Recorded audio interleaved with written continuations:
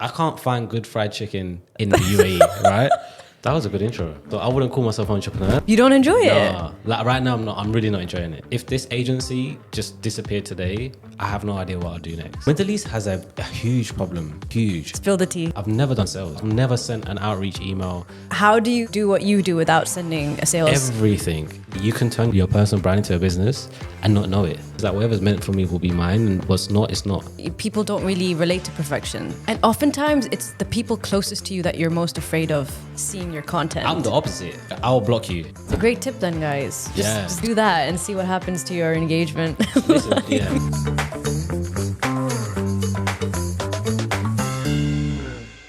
If I look tired, let me know, please. I'll keep my eyes open like that. This is my one. No. You're a self-made entrepreneur, an educator, a brand consultant, and the founder of your own successful social media agency. And after moving from the United Kingdom to pursue your own business, you've built an impressive portfolio of award-winning clients.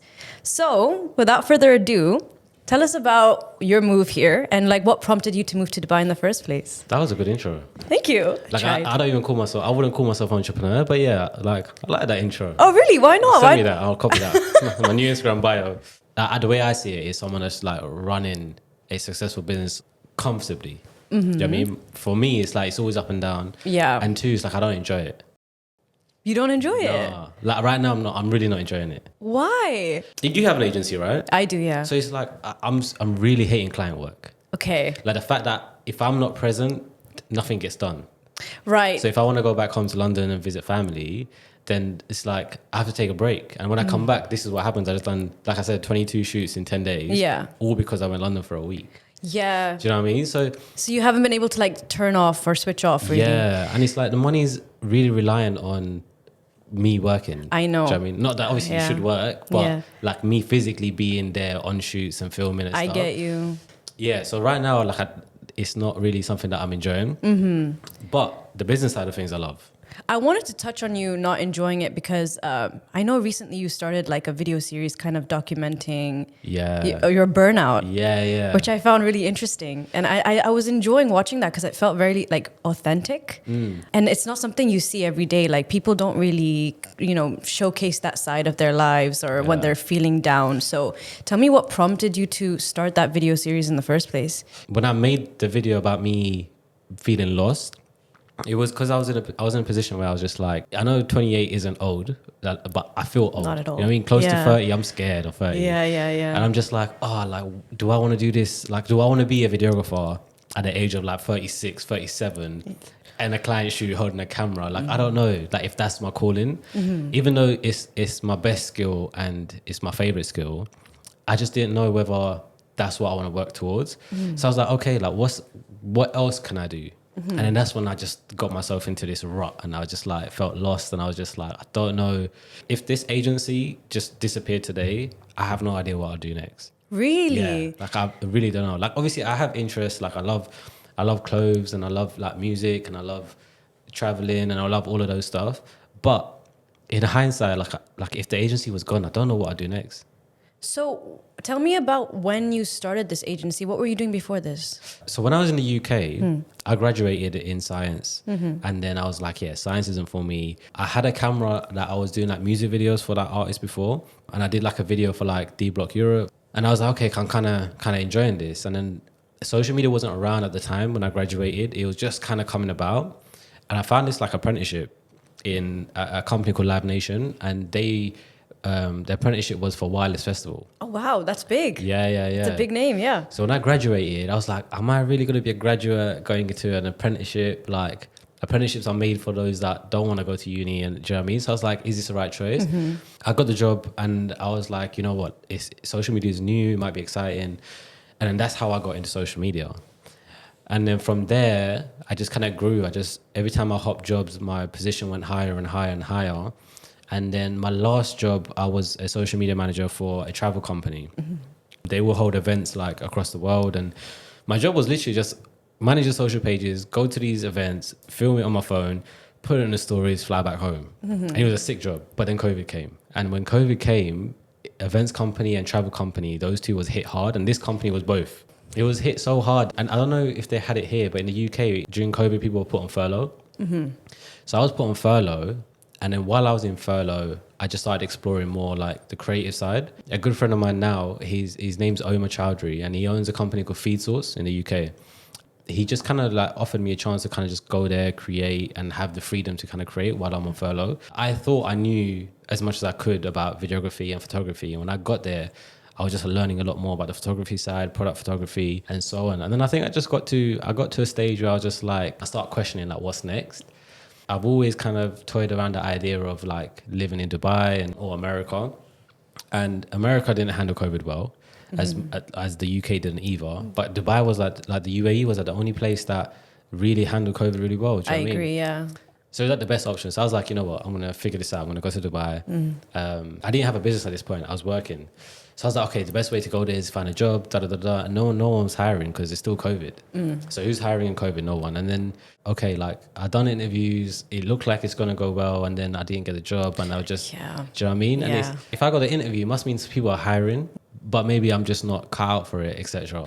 Do you know what I mean? Obviously now I know that the system here is a bit different. It's, like, do you know what I mean? Like they really value like a degree, not skills. After a bit of research, I found out like you can get a visa if you open a business license here in the UAE. That's what I did. I just opened a business license in the free zone at the time, came with a visa. Then I just used my savings, moved here, got the apartment, sorted myself out. And everyone said once you come to Dubai, it's easy to find a job. Like once you're in here. So I was like, that's the thing. I'm just gonna get the business license because it wasn't too expensive, and then I'll find a job. And then again, I still wasn't finding a job. I was like applying. So competitive here. So hard. My first 3 months I was here and I couldn't find a job, and my money was running out.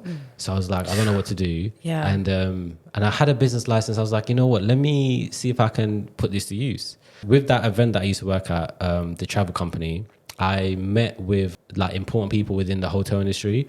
So one of the hotels that I became really close to was Noor Islands in Abu Dhabi. So I said to her, I was like, hey, I'm in Dubai now.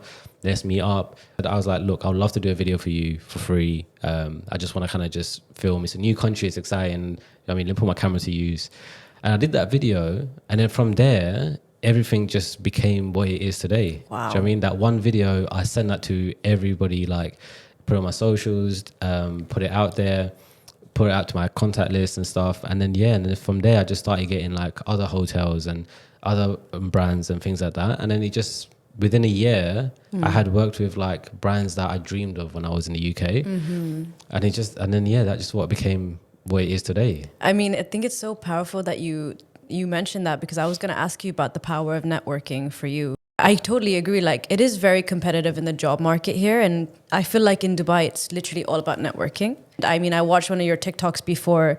You kind of say in your content, you know, sometimes when you're just getting started, it is beneficial to work for free. Of course. Yeah. 100%. Like, you should always, like, your first, no matter what you do, your first 5 product or, you know, portfolio, wherever, should always be done for free.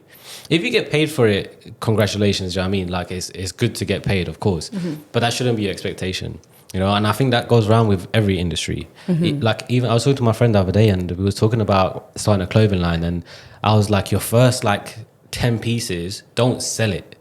Give it to your friends, write a nice message and say, you know, thank you, you know, for, you know, we've known each other for a while and I wanted to gift you something. Right. And here's a top with no expectation. They may post it, they may not, but the fact that you did that is valuable, because what they're going to do is they got it for free, you know, and when they do wear it at some point, they may tag you. Do you know what I mean? And when they tag you and other people like it, they will ask, where is it from? Right. Do you know what I mean? But you're not going to get that if you start selling it and everyone's like, I don't know who you are. Why am I going to buy this? Right. Do you know what I mean? Unless they really like it. Yeah. Does that make sense? There's a power like behind the word of mouth, approach as well. I feel like it's way better to, when you start a business, not to always be super salesy in the beginning, because people can feel that energy as well. And like for me, especially, like in my own experience, when I was first starting out, I was interning for free a lot, and you know, it was like, is this really, like, is there money in this? Like, am I going in the right direction? Because, like, you know, independence is something that everybody wants eventually, you know, financial independence, financial freedom. But it's so difficult when you're in the beginning of like a new venture or like your entrepreneurial journey to be like, is this going to be worth it? Like, how do you know? So I think it's really interesting that you were so confident to take the leap to actually like move out to a whole new place, a whole new country? I wasn't confident. You weren't. Like, I was scared the whole time. Yeah, but there's the beauty in that you still did it anyway, you know? The most growth you have is outside your comfort zone. You know what I mean? And I always knew, like, I was like, look, if it fails, I lost a bit of money, but I still have a room in my mum's house. Yeah. Do you know what I mean? It's not like I'm going to be homeless. Yeah, you know what right. I mean? When I took the leap, it wasn't to start a business. It was to, come here, find a job and see what happens. Explore Do you know what I mean? something, yeah. Exactly. Yeah. And the other thing as well, when you say sales as well, like I've never done sales. Like I've never sent an outreach email. I've never Really? Wait, that really interests me actually. Because like, how do you do what you do without sending a sales? everything. Like my whole portfolio is word of mouth That is to crazy. this day. And obviously it will slow down at some point, but I have a strong enough portfolio that I feel like when I'm ready to maybe outreach and stuff like that, I could outreach. But where I am now, it's like I do network a lot. Or I used to. Last 6 months, I've literally not left my house unless to shoot.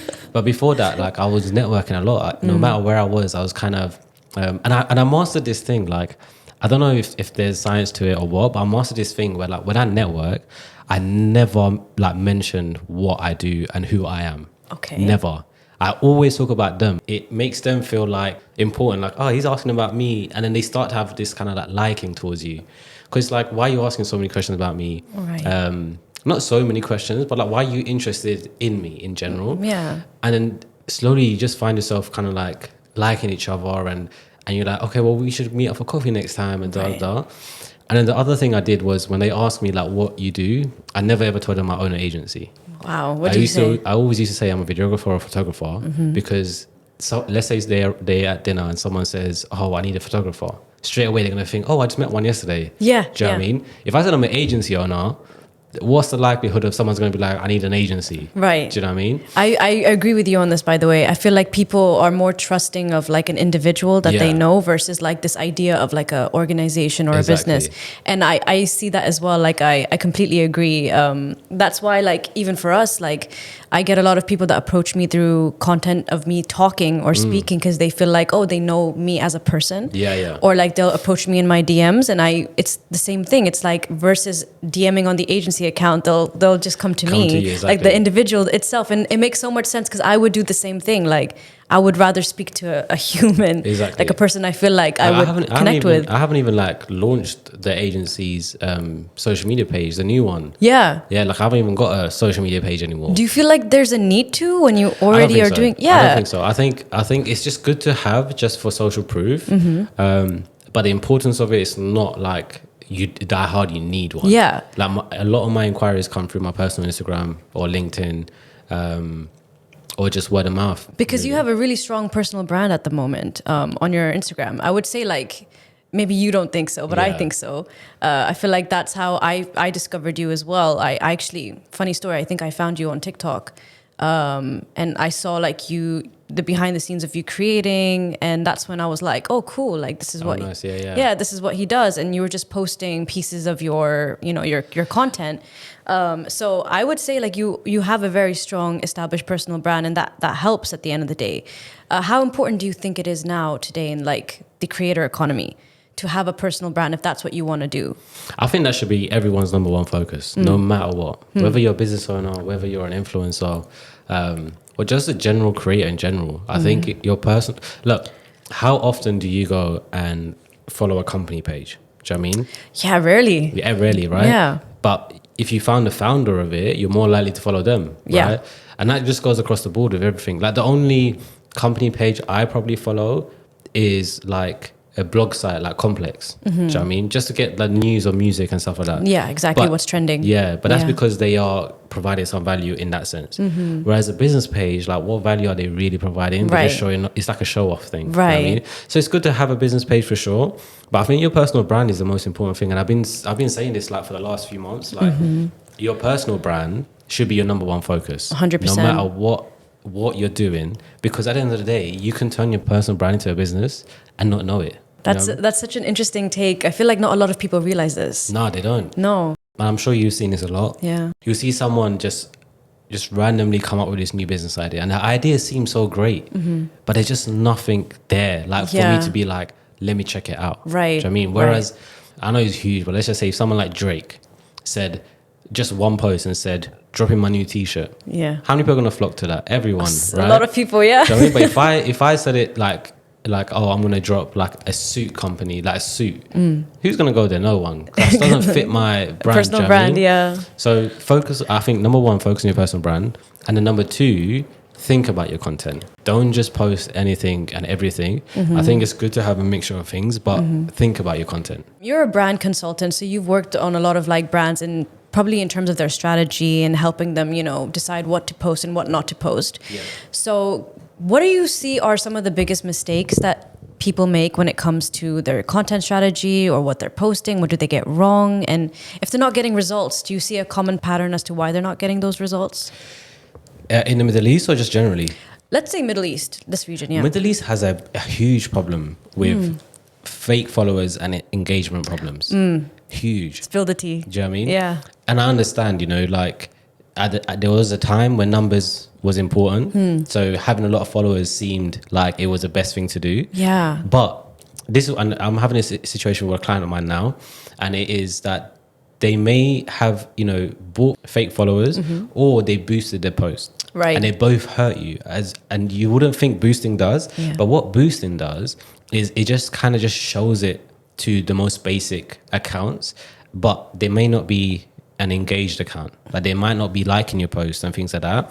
Whereas Facebook ads a bit more complex. You can see the interest and see all of this stuff and like target who you really want to target. But when you're boosting, you're just boosting anybody in a location. It's not really targeted. It's not targeted. Yeah. So you can just have a bunch of followers that don't even want to engage with your brand. Yeah.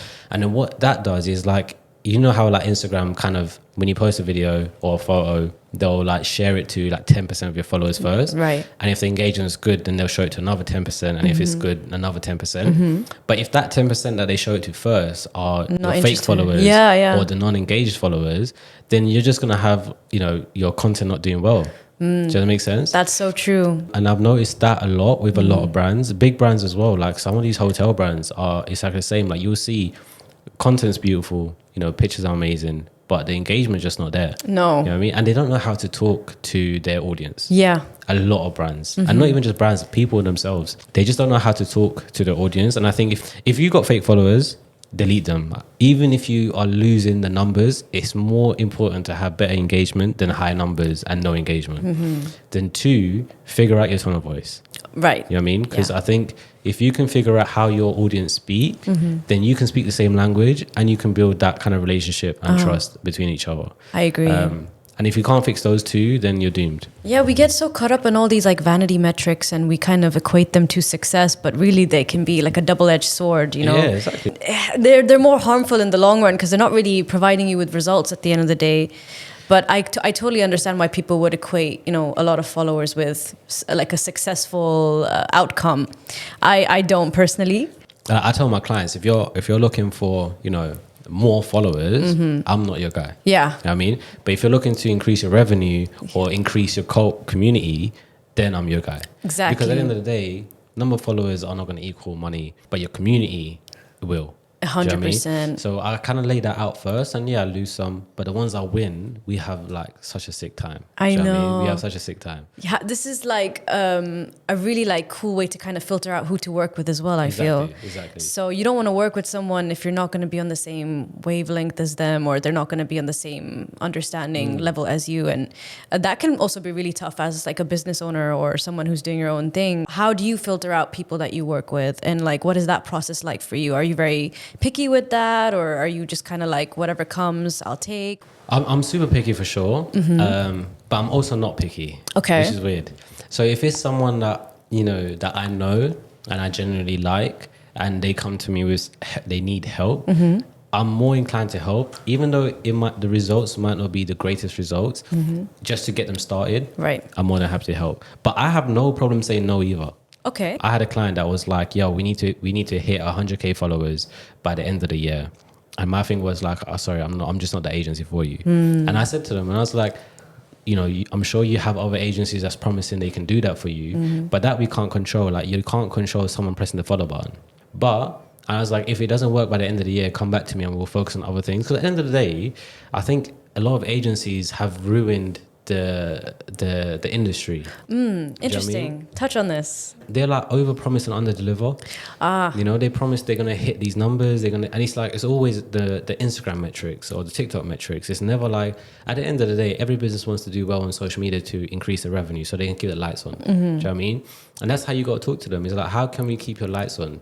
What do you need? Yeah. Some clients would say, we want to make an extra £3,000 a month. Do you know what I mean? Or 3,000 AED a month. Right. Or we want to make 100K a month. You know what I mean? Extra. So then our job as strategists, as social media agencies, is to figure out how can we do that. Exactly. Do you know what I mean? And exactly. it's not like increase your followers. It's what content is going to get people to talk. 100%. I mean, for me, I always explain to my clients that there's 3 ways that you can probably, if you want to increase more sales, this is the way to do it. You either organic content marketing, paid advertising, and word of mouth. These are the 3 main things. You know, so what is it you want to prioritize and where do we go from there? Now, for you, knowing these 3, what would you rank as the most like successful approach in your eyes? For me, organic content marketing, hands down. It's tough. I think the content doesn't matter as much as it used to in terms of like quality wise. Whether it's a camera or iPhone, it doesn't matter. Organic, I agree. I always love to do organic. I don't like to do paid as much because paid is like, again, it's kind of like, it's good for like sales, or you really want to sell something, or you have an event happening, it's good. But for long term building brand, organic is great. And I think organic is top 3, but I think number 1 is word of mouth. You're gonna say not even word of mouth. You know, like in today's age, like a business should be, the social media pages of the business owners should be more popping than the business. Okay, do you know what I mean? That's a like, good point. The insights, like behind the scenes. How did you start this? What's the struggles you're going through? Yeah. Do you know what I mean? Because people connect with these stories because they can see the hard work that's going. So then at the end of it, when you put your price point on it, there's no question about why is it so expensive. But I think organic is definitely number 2. So yeah, I agree with you in terms. Number 1. Yep, stories number 1, 100%. I mean, for me as well, I agree with you. Like, I would probably combine those 2 as well, like kind of showcasing the behind the scenes of building the brand, and you know, when you have your clients, like how does your strategy meeting go? For me, I like to sit down with them and ask them, what are your goals 6 months from now? What is it you want to achieve? And then we kind of sit down, figure out, okay, what is a priority right now? What is it that we need to put out there for people to feel connected to you and this brand? So for storytelling is a big one, I would say. You know, because at the moment, like whenever I get a client, the first thing I see is there a story behind this yet? And if not, how do we communicate this effectively? And that's a big thing that's missing. Like a lot of them think like if they have a fashion brand, just showcasing it aesthetically is enough. But I don't feel anything when I see that, you know, like I'm like, great, it looks pretty, but what does that do for me? Have you seen on TikTok that brand that created Abayas and then Nike ended up doing collaboration with them? No, which one is this? There's this brand in the UK and they create these Abayas which was like hoodies. Wait, I did see this. You see that? Yeah. And like they reached out to Nike at first and they wasn't getting anywhere. So they just decided to start their own brand. Blew up on TikTok because they told the story, literally told the story on why they created it, how they started it, and what's next. Yes. And in the end, Nike came and they done it and they sold it in the stores. Yeah. They effectively communicated to the community that needed to hear it. And all of that was from literally just the organic content and the story. That was insane. That was I saw that actually, and I was really impressed by that. And I feel like that all boils down to one point, and that's just authenticity. Yeah, exactly. And a lot of brands, like, they forget that. Yeah. And even like with fashion brands, right? It's like everyone's doing the same thing. Do you know what I mean? As you can see, like I'll be spending a lot of time on TikTok, but my algorithm is sick. Yeah, really? Like I've taught it to know what I like. Okay, so amazing. I see everything that I need to see. I see all the marketing stuff. I see all the brand stuff. I see all the video stuff. I like this point that you made because I feel like there's this real struggle between trying to be original, but also trying to stay on trend. Yeah. Which I feel like is a huge struggle for content creators. It's like, how do you stay up to date with all the trends, but also how do you stay like unique and original and yourself? First you stay original. Like you tackle that and master that. And then, because think about it, trends are never going to go away. There's going to be a new trend every other week. Like, if you didn't jump on this week's trends, it's fine. You can jump on it next month or the month after or next year. It doesn't matter when you jump on it. But if you can tackle your originality, build your community. So when you do trends, it's like your community are in on the joke. You know what I mean? They're in on the vibe. Whereas if you just do trends to grow a following, then they don't know nothing about you. They just find these certain videos funny. Yeah. But when you stop doing those trends, they're gonna be like, unfollow because it's not funny anymore. Do you know what I mean? And that's just how it goes. I think what everyone should do is just build your community first. Focus on your community, build a relationship with them, message them, drop them DMs. If they comment, like and comment back, and then slowly introduce these fun trend stuff that your community will understand, and then they all can engage with it. Do you know what I mean? And they will share it and stuff like that. You have a newsletter, don't you? Yeah. It's called the Creators Pulse. Creators Pulse, exactly. Yeah. So I wanted to talk a bit about this one because I think for me personally, I see there's like a huge rise in creators. Yeah. And there's also influencers. There's a difference between the two, I would say. If you, in your words, would you be able to like describe what is the difference between the two, or do you think they're the same, or they're eventually going to be one thing in the future? Because there is a difference between creators and influencers, aren't there? Yeah. Yeah. That's funny because a lot of influencers like, I'm not an influencer, I'm a creator. Yeah, that's true. But I think a creator is someone that creates out of passion. Okay. Someone that's creating things because they have the skill set, they love what they do, they don't care about the following, they don't care about anything else other than creating something, posting it, and their friends and family really like it and commenting. An influencer is someone that influences. Right. It's just simple as that. I mean, so if you're influencing, you're an influencer, no matter what number you have. It doesn't mean because you got 10K followers, you're officially an influencer. I don't know if you see my stories, but have you seen, like, I talk about Dixie a lot? No, I don't know if I remember anything about this, but explain. Do you know what Dixie is? The chicken shop? Yeah.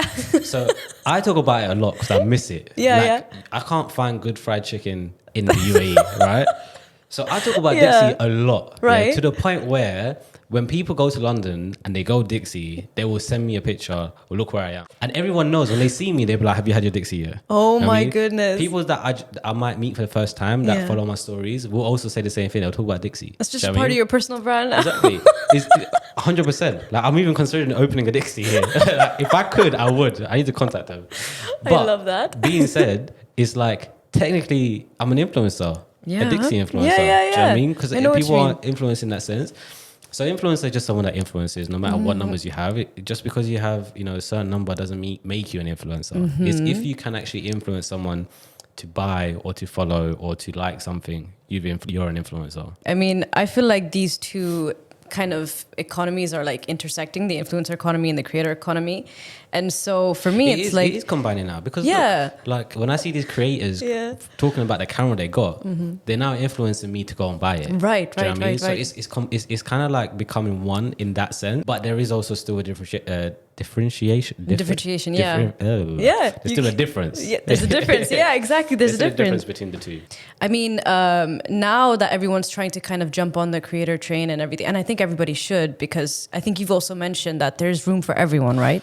Yeah. And this is another saying of mine. Yeah. It's like everybody has an audience. You just have to find it. Yeah, big That's one. all it is. Like there's so much room. There's so much money in this industry.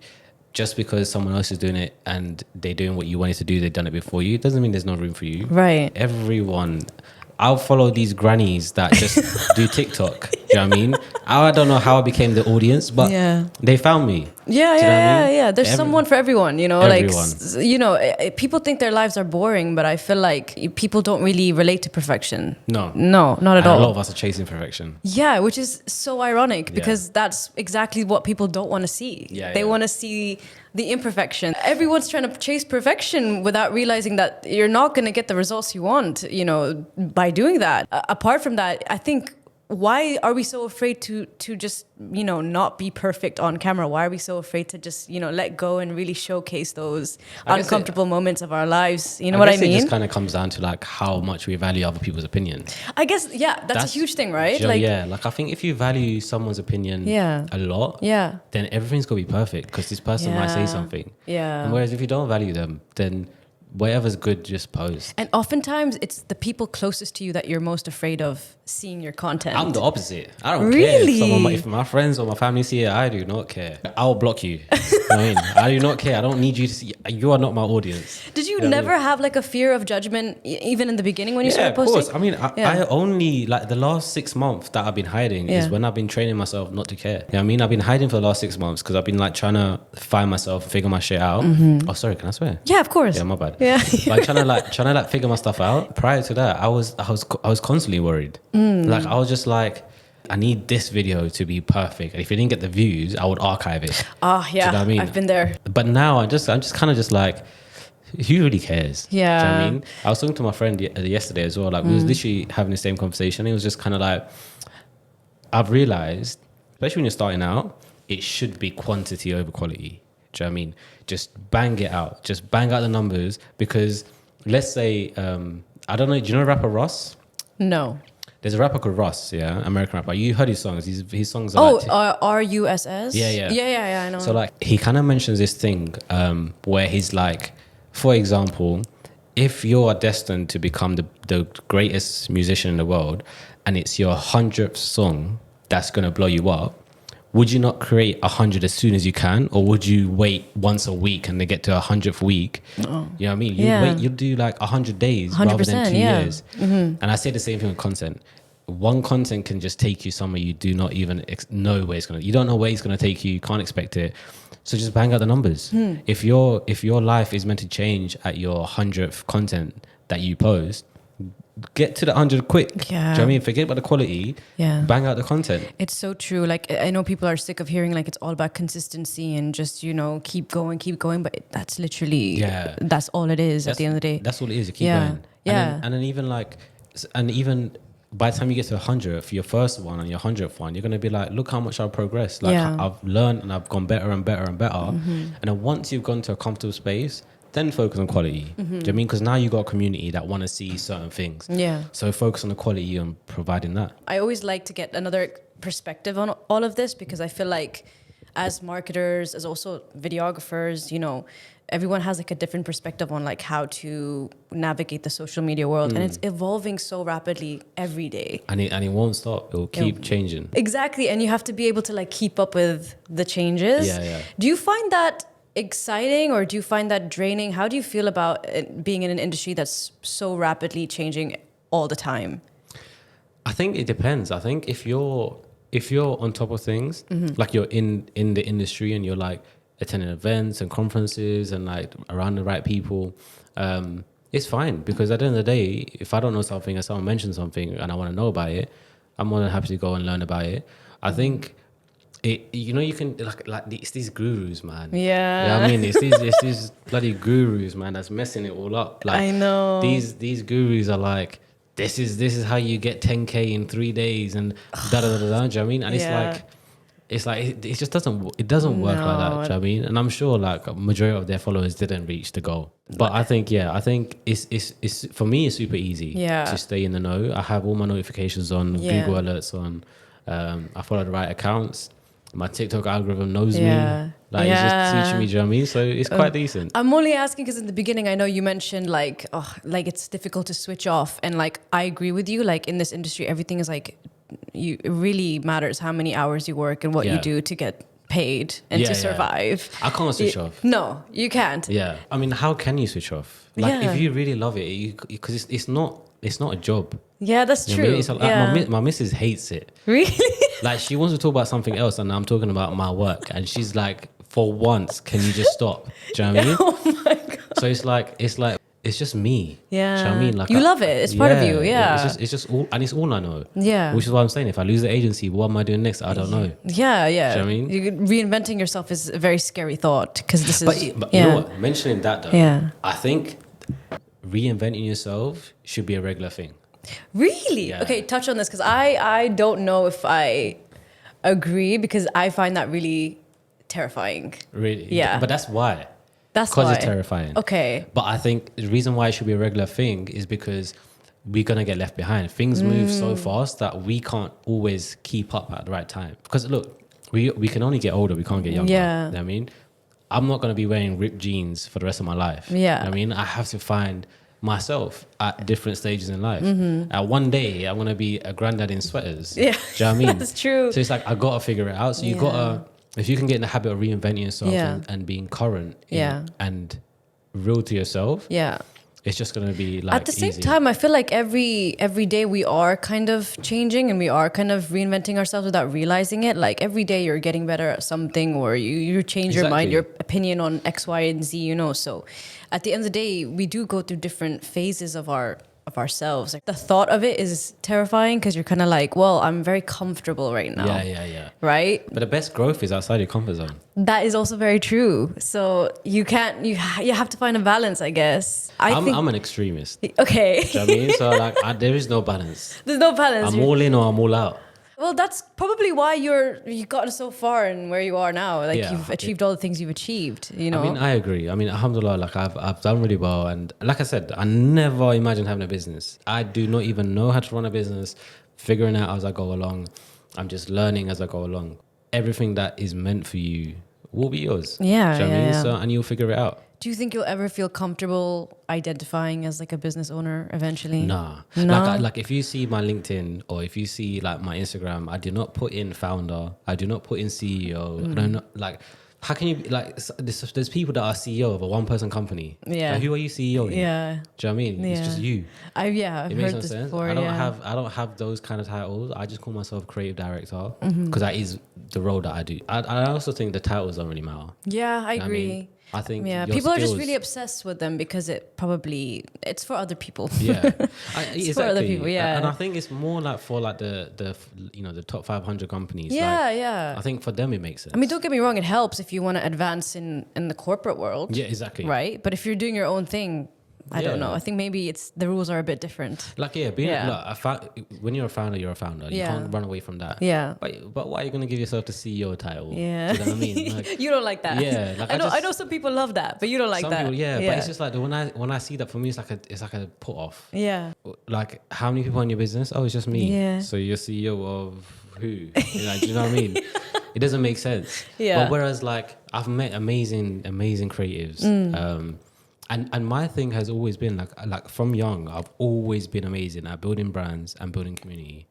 Like even in the UK, like I have this, I have a WhatsApp group called the Creative Connect. The idea behind that was I find people with the roles that we just mentioned, like the CEOs, the marketing managers, the creative directors from like Amazon, from Netflix, from Disney. I put them in this group, WhatsApp chat. And then I found newly graduates and new to the game, but also some seasoned creatives, and I put them in the chat as well. And the goal was whenever these brands are looking for someone junior for experience and stuff, then these guys have first dibs. Oh wow. Do you know what I mean? Yeah. And it worked out amazing. Like I've seen so many projects and so many people just meet through this group chat and things like that. And those are the people, like when I meet, they're not saying I'm a CEO or I'm this and that. They just say I just like creating things. Yeah, they just love the craft. They love the craft. Yeah. And I find myself gravitating to them. That's amazing. Do you know what I mean? Yeah. So when I see someone say like CEO and this and that, just kind of just like a put off. It makes sense actually. And there's so many. But saying that, what do you call yourself? I call myself a brand strategist. Okay. Yeah. I was about to say, I thought the CEO in there. Yeah. It's literally my Instagram bio. Yeah. What, CEO? No, brand strategist. Like, yeah, no. I can't follow. It's like I've been shitting on her for the past 30 seconds. You saying brand strategist is better for you because when someone's actually looking for a brand strategist, they're going to come looking for you. I agree completely. You know what I mean? Yeah. No one's typing in CEO. Yeah, no, people when they want a content strategist, that's what they type in and they find me, Exactly. you know. And that makes more sense. It does. In the long term, it really does make more sense. And I prefer that as well because I feel like that's more me. Yeah. You know what I mean? I'm more that and I'm more comfortable being that. So, it makes a huge difference. Let's talk about your newsletter in a bit more detail because I know. Yeah. Sorry, I tried. No, it's all good. Move from that one. No, you're all good. I'm just curious about it because I know that newsletters are like the new way to nurture a community now. Well, it's not a new way. It's always been the way to nurture a community. It's become a bit more popular now. Yeah. Now people are starting to take notice of it a bit more, I would say. So what made you want to start the Creator Pulse? I have this weird love for giving away secrets. Okay. Do you know what I mean? Yeah. Like, someone can ask me, how did I do this? And I'll tell them to the dot which in hindsight, someone's going to be like, bro, like you're giving away like how you make your money. But again, it takes me back to what's meant for me will be mine and what's not isn't mine. But I've always had this. Like I'll tell people, sometimes they will say you talk too much about it. Like don't give them everything. But I have this thing where like, I just feel like people just need to know. Yeah. And if I could be the person to give them all the information, I've built a certain trust that you can't find anywhere else. So the currency there is just trust rather than money. So the newsletter, I've been blasting people and saying like people that could like start YouTube or start this and start that, start your own brand, start this. And a lot of them like, how? And I'm like writing a message to this person, I'm copy and pasting it because someone else is asking how, I'm giving it to them. Yeah. So I thought, what if I just create a newsletter that will slowly bring people the idea of staying up to date with the creative industry, which will give them more interest. And once they have more interest, I can give them full on, you know, information on how to now tackle YouTube and TikTok and Instagram and things like that as a creative. I think give away as much free information as you can, and if there's a payoff or not, okay. Yeah, but exactly. And like, look, you know, people are going to Google it anyway. Yeah. So doesn't it make more sense? And does it make you feel nicer if they come find it from you? Exactly. Do you know what I mean? Because the answers are out there. If you could go back and say anything to yourself or anybody who wants to kind of get into a social media or content creation career, what's one piece of advice you wish you had received when you were starting out? Learn first and then execute. And also, I mean, that's like a catch-22 because I'm also a firm believer of jump ship and then learn to steer the ship. Do you know what I mean? Yeah. But I think when you're starting out, go do the internship and get the experience, apprenticeship if it's available for you. Sign up to courses, good courses, not these social media gurus. There's things like Skillshare and YouTube and just learn the strategy. You know what I mean? Because these social media gurus are making money off you. Yeah. And like they're not really making the money off their agency, you know what I mean, as they say they would. Whereas if you was, let's say, you turn around and you said, look, I want to become a brand strategist and I want to be a senior brand strategist in the next 5 years, find on LinkedIn who these brand strategists are. And then just like drop them a message and be like, hey, you know, if you've got podcasts like this, invite them to a podcast, ask them the questions you want to know. And that's a good way to learn. Yeah. And just go into job descriptions, see what the role is, and then learn those on the job description of the job. That's some golden piece of advice. Like, I wish I heard this when I was starting out because I would have probably done the same thing. What is your definition of acing it in life or in general? Oh, I did think about this and then it changed. I think it's definitely not money anymore. I think obviously money is great. I think the definition of acing it is being able to wake up and just enjoying what's to come through the day. Do you know what I mean? If you got to wake up and be like, oh, I got this shoot, or I got to go to work, you're not being, you know, it's not a successful day at least. Do you know what I mean? So yeah, I mean, if you can do something that when you wake up, you're looking forward to doing, that's what I would say is acing it. You guys can follow Kairo on Instagram if you want to keep up to date on what he's up to and everything he's been doing. I mean, just so you guys know, he's been at 22 shoots this week. Yeah, in the last 10 days. Yeah, and he uploads everything on his Instagram stories and you can see everything he's up to. So you guys can follow him. We'll put his handle somewhere here. Well, look, if you want to see some of that stuff, Kairo.ramen on Instagram. But yeah, it was lovely having you. And we'll see you guys in the next episode. Thank you for watching.